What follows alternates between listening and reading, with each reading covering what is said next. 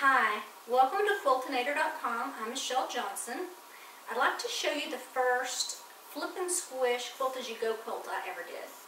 I'm part of a group that exchanges blocks once a month, and one year we had 11 ladies exchange blocks with me. Everybody had a choice of their own pattern. I did not provide any fabric. I just asked that the quilt would be yellow and green with a white background, and if needed, to have a bright blue. I got 11 blocks that were 12.5 inches, and this is what some of the blocks look like. And I wanted to show you, as I did this, I did it in manageable chunks.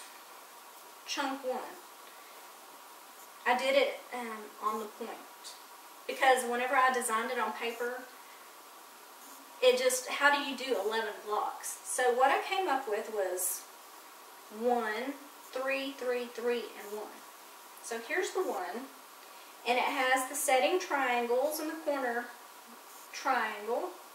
It's got sashing, and you will look and see that it has been well loved. I've been using this quilt like every day for years. See, if you can see how wide across it is, I sit in my recliner and watch TV with it. And so I throw this up over my shoulder, and the end I can tuck under my feet.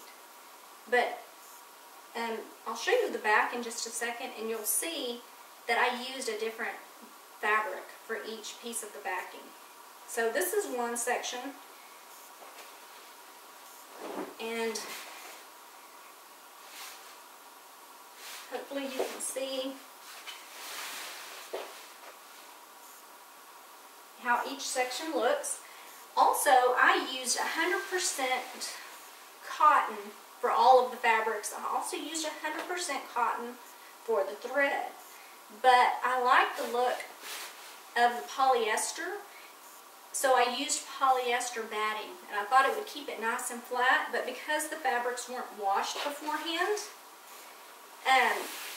about the third or fourth washing, the cotton started to pucker. It started to shrink up, and so it has really nice texture to it now. It's like a real soft, cotton batting quilt. But here you'll see I used, you can see for this chunk, which is a manageable size, it ends up being this sashing, this block, the sashing around, and the 2 setting triangles in the corner piece. So I wanted you to see how versatile this squish and flip method really is. Another thing is my math was not good. So that's why you'll see like there is sashing around these, but not here when I put in the setting triangle. Here it's correct, and it has the sashing done correctly. Once again, here it just, the math I just miscalculated, didn't work out.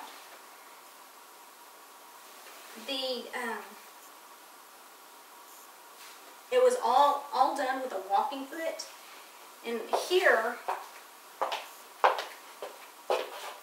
this section and this section, I did a very elongated, soft stipple.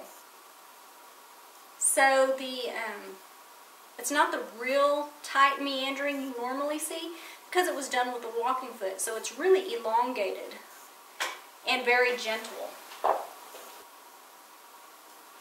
I wanted to show you that this has been so well loved that it's coming apart in places and needs to be repaired. There's several spots here. Another thing I wanted to show you was the circular quilting. Again, done with the walking foot, and I drew a circle in the center and then just used the width of the walking foot to go from section to section. I stitched in the ditch around most of it, did a little embellishment in some places. I love this quilt. You can tell by how dirty and torn up it all is. It is a symbol of friendship because all of my friends made blocks for me. And I look at them and I know exactly who did what. And so it is a symbol of love to me.